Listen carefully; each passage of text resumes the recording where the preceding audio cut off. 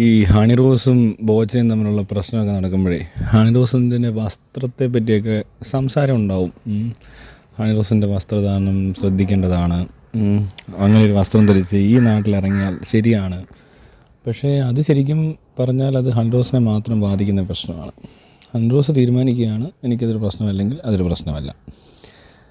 പക്ഷേ ഞാനൊരു കാര്യം പറയാം, ഒരാളുടെ വസ്ത്രം എന്നെ സംബന്ധിച്ച് അതൊരു വലിയ കാര്യമല്ല. ഹണി റോസ് എന്ന് പറഞ്ഞ വ്യക്തിയെ മനസ്സിലാക്കുന്നത് എങ്ങനെയാണെന്ന് വെച്ചാൽ ഒറ്റ സീനെ എനിക്കറിയത്തുള്ളൂ.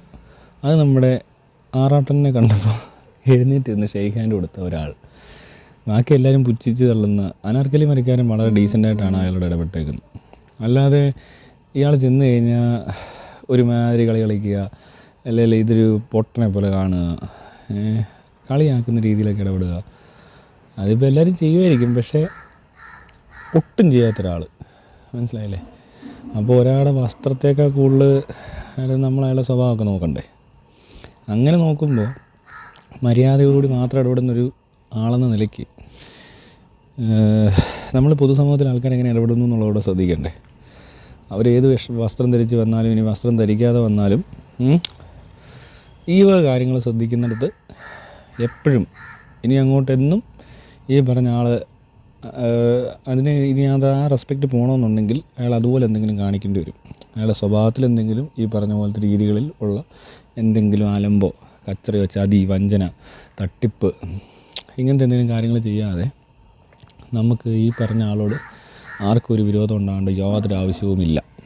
അല്ലേ? നിങ്ങൾ ആലോചിക്കുക, എന്തിനാണ് അയാൾ ഒരു വേഷം ധരിക്കുന്നത്? അയാളെ നമ്മൾ പുച്ഛിക്കുകയോ ദേഷ്യപ്പെടുകയോ അല്ലെങ്കിൽ അയാളുടെ അസൂയപ്പെടുകയൊക്കെ ചെയ്യേണ്ട ആവശ്യമില്ലല്ലോ.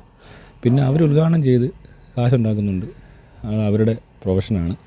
പിന്നെ എന്ത് ചെയ്തിട്ട് ജോലി എന്ത് രീതിയിൽ ഇവിടെ ജീവിക്കാൻ പറ്റും, മനസ്സിലായി? പക്ഷേ ജീവിക്കാൻ പറ്റുന്ന സാഹചര്യം ഉണ്ടെങ്കിലും ഞാൻ പറഞ്ഞില്ല, ഇപ്പോൾ ഹണി റോസ് എന്ന് പറഞ്ഞ വ്യക്തി വിചാരിക്കുകയാണ് താൻ ചെയ്തത് ശരിയായില്ല, തൻ്റെ വേഷവിധാനം ശരിയായില്ല, വസ്ത്രം ശരിയായില്ല, താൻ എടുത്ത തീരുമാനം ശരിയല്ല എന്ന് തോന്നി തുടങ്ങിയാൽ അത് പ്രശ്നമാണ്. അങ്ങനെ എങ്ങാനും ഹണി റോസിന് തോന്നിയിട്ടുണ്ടെങ്കിൽ ഹണി റോസ് തീർച്ചയായിട്ടും അതിനകത്ത് കറക്ഷൻ വരുത്തേണ്ടിയിരിക്കുന്നു.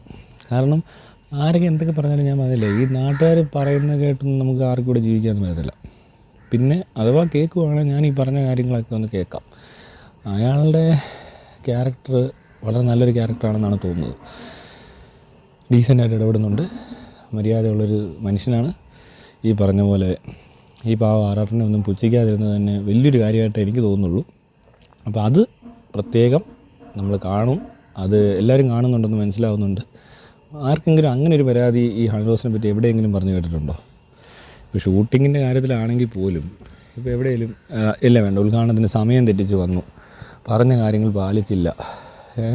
അപ്പോൾ കഴിഞ്ഞ ദിവസം ഒരു സംസാരം ഉണ്ടായപ്പോഴേ നമ്മൾ ഈ പോഡ്കാസ്റ്റ് എന്ന് പറഞ്ഞ ചാനലിൽ നിന്ന് വെറുതെ സംസാരിക്കും, ഈ ടോപ്പിക്ക് എല്ലാ രീതിയിലും സംസാരിക്കും. അപ്പോൾ അവിടെ വെച്ച് എന്തുകൊണ്ട് ഹണി റോസ് അത് അപ്പം പറഞ്ഞില്ല എന്ന ചോദ്യം വരുമ്പോൾ ശരിയാണ്, നമ്മളെല്ലാവരും ചിന്തിക്കും എന്തുകൊണ്ടാണ് അത് അപ്പം പറയാഞ്ഞതെന്ന്. അതിനൊരു കാരണം ഉണ്ടെന്നുള്ളത്. ഒരു കാരണമായിട്ട് നമ്മുടെ കൂടെ ഇരുന്ന ഒരാൾ പറഞ്ഞത്, ചിലപ്പോൾ അത് ഉദ്ഘാടനം ചെയ്യാൻ വിളിച്ചേക്കുന്ന വേറൊരു ഒരു ഏതോ ഒരു സ്ഥാപനമാണ്, ജിമ്മോ വേറെ ഏതൊക്കെ സ്ഥാപനമോ, ബോബി ജിമ്മോൻ്റെ സ്ഥാപനം തന്നെ അല്ല. അപ്പോൾ അവിടെ നിന്നുകൊണ്ടൊരു കച്ചറ ഉണ്ടാക്കിയാൽ ആ സ്ഥാപനത്തിലത് ചീത്തപ്പേരാവും. അതുകൊണ്ടൊക്കെ ആയിരിക്കാം ചിലപ്പോൾ അവർ ആ സമയത്ത് അത് ചെയ്യാതിരുന്നത്. പിന്നീട് മാത്രമല്ല, ഇങ്ങനെ ഒരു കാര്യം ചെയ്യുമ്പോൾ പ്രത്യേകിച്ച് ബോച്ചയെ പോലെ ഒരാളുടെ എതിരെ ഇങ്ങനെ ഒരു സാധനം ചെയ്യണമെന്നുണ്ടെങ്കിൽ ഇച്ചിരി പ്രിപ്പറേഷനൊക്കെ വേണം. ചുമ്മാ ചാടിക്കയറി എന്തെങ്കിലും പറഞ്ഞു കഴിഞ്ഞാൽ നാളെ ഇവർ കുളമാവും. ചിലപ്പോൾ പേടിയുണ്ടാവും. നമ്മുടെ ഹെൽനോ സ്മാർട്ട് പറഞ്ഞതുപോലെ ഇത്രയും പവർഫുള്ളായിട്ടുള്ള, ഇത്രയും പൈസയുള്ള ഇതുപോലത്തെ ഒരു ബിസിനസ്സുകാരനായിട്ട് ഒരു പരാതി കൊടുക്കാനോ അല്ലെങ്കിൽ ഇങ്ങനെ ചെയ്യാനോ അവർക്ക് പേടിയുണ്ടാകുമെന്ന് പറയുന്നുണ്ട്. അതുപോലൊരു പേടി ഹണി റോസിനും ഉണ്ടാകാം. കാരണം അവരുടെ കരിയർ നശിക്കാൻ സാധ്യതയുണ്ട്, ഇനി ഉദ്ഘാടനങ്ങൾ കിട്ടാതിരിക്കാൻ സാധ്യതയുണ്ട്. അവിടെ വന്നൊരു കച്ചറ ഉണ്ടാക്കിയാൽ മനസ്സിലാകുന്നുണ്ട്. പ്രൊഫഷണലി നോക്കിക്കഴിഞ്ഞാൽ ആ ഒരു പ്രൊഫഷണൽ സ്പേസിൽ അവർക്ക് അങ്ങനെ ചെയ്യാൻ പറ്റത്തില്ല. അങ്ങനെ ചെയ്താൽ അവർക്ക് ചിലപ്പോൾ നാളെ ഉദ്ഘാടനം കിട്ടാതെ വന്നിരിക്കും. അങ്ങനെ അവരുടെ ഉപജീവനമാർഗം ഇല്ലാണ്ടായിരുന്നിരിക്കും. മിസ്ബിഹേവ് ചെയ്ത ഒരാളെ പോലെയൊക്കെ കാണത്തുള്ളൂ. അങ്ങനെ ഒരു ഇരവാദം കൊണ്ട് ആൾക്കാർ വരാനും സാധ്യതയുണ്ട്. ഇപ്പം തന്നെ എന്തെല്ലാം പറയുന്നത് അല്ലേ? അതൊഴിവാക്കിയിട്ടുണ്ട് അവർ പ്രൊഫഷണലി പോലും കുറച്ചുകൂടി എത്തിക്സ് ഉള്ള ആളാണ്, മനസ്സിലായില്ലേ? അവരുടെ ആ ഒരു സമയത്ത് മറ്റൊരു കടക്കാരന് ദോഷം ഉണ്ടാതിരിക്കാൻ, ഇല്ലൊരു ബുദ്ധിമുട്ടുണ്ടായിരിക്കാൻ, അങ്ങനെ ഒരു ചീത്തപ്പേര് ആ ഒരു കടയ്ക്ക് ഉണ്ടാതിരിക്കാൻ വേണ്ടിയിട്ട് അവർ ശ്രമിച്ചതാകാം എന്നുള്ളതാണ് അതിൻ്റെ കാരണമെങ്കിൽ അത് വളരെ നല്ലതാണ്. അപ്പോൾ അങ്ങനെ നോക്കുമ്പോൾ നിങ്ങളൊന്ന് ആലോചിക്കുക, അപ്പോഴും ഹണി റോസ് എന്തുകൊണ്ടും ബോച്ചയേക്കാളിലൊക്കെ 100 മടങ്ങ് ബെറ്ററാണ്. കാരണം ഇന്നേ വരെ ആരെങ്കിലും പറ്റി അനാവശ്യം പറയുന്നതോ കച്ചറ കാണിക്കുന്നതൊന്നും ആരും കണ്ടിട്ടില്ല. പക്ഷേ ബോച്ച അങ്ങനെയാണോ? ബോച്ച നിരന്തരം ഇതല്ലേ ചെയ്തുകൊണ്ടിരുന്നത്. എത്ര എണ്ണമായി ചുമ്മാ വലിയ ആൾ കളിക്കുക. ഇതിൻ്റെ അകത്ത് കൂറ കോമഡി പറയുമ്പോൾ കൂട്ടത്തിൽ നിൽക്കുന്ന കുറേ അലവലാദികൾ ചിരിക്കും. അതും തറ ആൾക്കാർ. എന്ത് കാര്യം ഇവരിത് പറഞ്ഞുകൊണ്ട് ആർക്കെങ്കിലും ഒരു പ്രയോജനമുണ്ടോ? സെൽഫ് മാർക്കറ്റിംഗ് ഒക്കെ ആയിരിക്കും, പക്ഷേ അത്ര പോരാ. ഇപ്പോൾ കഴിഞ്ഞ പഴയ ഞാൻ പറഞ്ഞില്ലേ ഒരു വീഡിയോ ഉണ്ടെന്ന്, ഒരു പെങ്കൊച്ച് നിന്ന് ചീത്ത വിളിക്കുന്നു, ചീറ്റ് ലയർ എന്നൊക്കെ പറഞ്ഞുകൊണ്ട് കുടിച്ചിട്ട് മാന്തിയെന്നോ കടിച്ചെന്നൊക്കെ പറയുന്നൊരു വീഡിയോ വീണ്ടും പൊങ്ങി വന്നിട്ടുണ്ട്. പണ്ട് ആ വീഡിയോ ഇറക്കിയ സമയത്ത് ഞാൻ ഇയാൾക്കെതിരെ വീഡിയോ ഇട്ടിട്ടുണ്ട്. പിന്നെ 2-3 പ്രാവശ്യം വീഡിയോ ഇട്ടിട്ടുള്ളൂ. ലാസ്റ്റ് ഇട്ടത് തിരുവനന്തപുരംകാരി ഒരു കൊച്ചിനെ എൻ്റെ സാധനം 916 സാധനം അങ്ങോട്ട് ഇട്ട് നോക്ക് എന്ന് പറഞ്ഞെടുത്ത് നമ്മൾ വീഡിയോ ഇടുന്നുണ്ട്. അതുപോലെ ഇനിയും വീഡിയോ ഇടും എന്നുള്ള കാര്യത്തിലൊരു തീരുമാനം എടുത്തിട്ട് തന്നെ ഇരുന്ന സമയത്താണ് ഇത് നമ്മൾ പറഞ്ഞില്ലേ, ഇത് നീ കണ്ടൻറ്റ് ആക്കുവാണെങ്കിൽ ഞാൻ അതിലും വലിയ കണ്ടൻറ്റ് ആക്കുന്ന ആൾക്കാരും അല്ലേ നമുക്കും പറ്റുമല്ലോ. എന്ത് ഇത് പാട് ഇങ്ങനെയൊക്കെ പറഞ്ഞുകൊണ്ടിരിക്കുന്ന ഒരുത്തനെ എന്തെങ്കിലും പറഞ്ഞാൽ എന്താവാൻ. അപ്പോൾ അങ്ങനത്തെ നാരത്തരം കാണിച്ച് സ്ഥിരമായിട്ട് ഇങ്ങനെ അങ്ങ് നാറിയാവാൻ തീരുമാനിച്ച് ഈ ബോച്ചെ പോലത്തെ ആലമ്പനയൊക്കെ എന്ത് പറയാനാണ് ഇയാളെ കൊണ്ട് എനിക്കറിയത്തില്ല. ഇങ്ങനെ കുറേ കച്ചറ പറയുമ്പോൾ കുറേ നാറികൾ വന്ന് കൈയടിക്കും. എന്നാൽ ഈ ബുൾജെറ്റിൻ്റെയൊക്കെ ഫാൻസിനെ പോലെ കേരളം കത്തിക്കുന്ന കുറേ ഫാൻസും പോലീസുകാരുടെ വണ്ടിയുടെ മുന്നിൽ ചാടിക്കയറി നിന്നേക്കുന്നു. കുറേ നല്ല അടി കിട്ടാഞ്ഞ ഭാഗ്യവന്മാർക്ക്. എന്തെങ്കിലും ഒരു പ്രശ്നം ഉണ്ടാകുമ്പോൾ ഈ പോലീസ് സ്റ്റേഷന് മുന്നിൽ വന്ന് ഷോ കാണിക്കുന്ന തരം ആൾക്കാരൊന്നും ഫാൻസ് ആക്കരുത്. പോലീസ് സ്റ്റേഷനിൽ പോയാൽ മര്യാദയ്ക്ക് ഇടപെടണം.